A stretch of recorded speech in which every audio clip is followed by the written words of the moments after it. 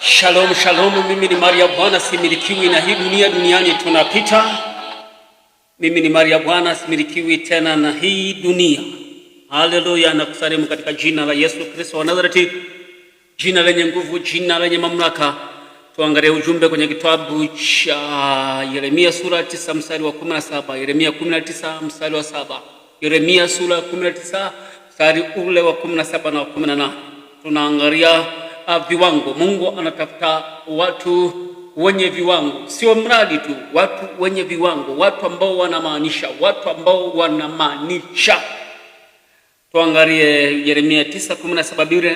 Biblia inasema, Bwana wa majeshi asema hivi, fikirini ninyi mkawaite wanawake waombolezao ili waje, mkatume na kuwaita wanawake wenye ustadi ili waje. 18, na wafanya haraka na kutuombolezea ili macho yetu yachuruzike machozi na kope zetu ili zibubujike.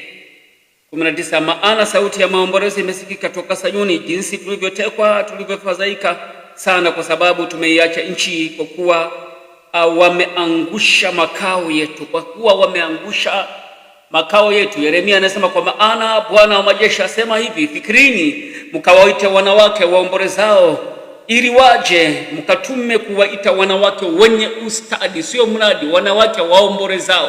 Wapo wengi wakiomboleza, lakini waombolezao wenye ustadi. Mungu anatafuta watu wanaomaanisha, vijana wanaomaanisha, mabinti wanaomaanisha, wazee wanaomaanisha, wakina mama wanaomaanisha, waimbaji wanaomaanisha. Hapa Yeremia anasema waombolezao, sema fikirini, mfikiri mkawatafuta wanawake wanaomboleza, sio mradi tu wanaomboleza, bali wenye ustadi, wanaotumika katika roho na kweli, ambao wanasema kwamba tuko tayari Bwana kusonga mbele, haijalishi dunia inasemaje, haijalishi mazingira yanasemaje.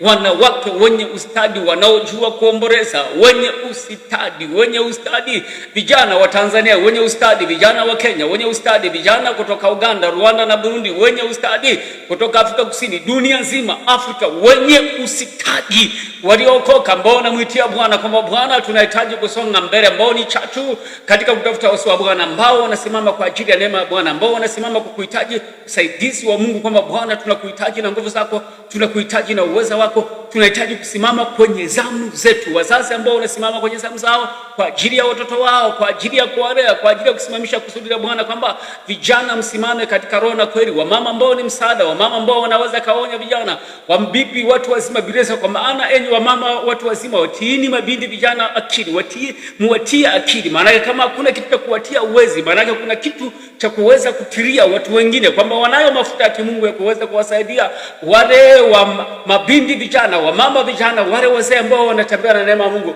wanatembea na kusudi la Bwana, ambao wana ustadi, wanaomboleza kuhitaji usaidizi wa Bwana, kwamba Bwana uliyeziumba mbingu na nchi, utusaidie uweze kutuvusha. Haleluya, haleluya.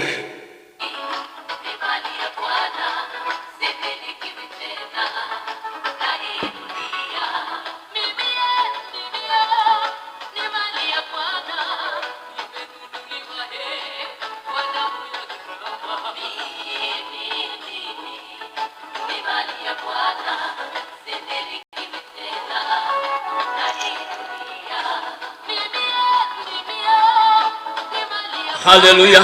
Bwana anatafuta watu wenye ustadi kwenye ile nombo. Wanaokulia wokovu ni wachanga, lakini wanaenda kwa ustadi, wanatafuta uso wa Bwana, wanafuatilia mafundisho, wanakumbatia neno la Bwana, wakitafuta uso wa Bwana, kwamba yes Lord, no matter what is going on, bado wanaendelea kuwa waaminifu mbele za Bwana, kutafuta uso wa Bwana.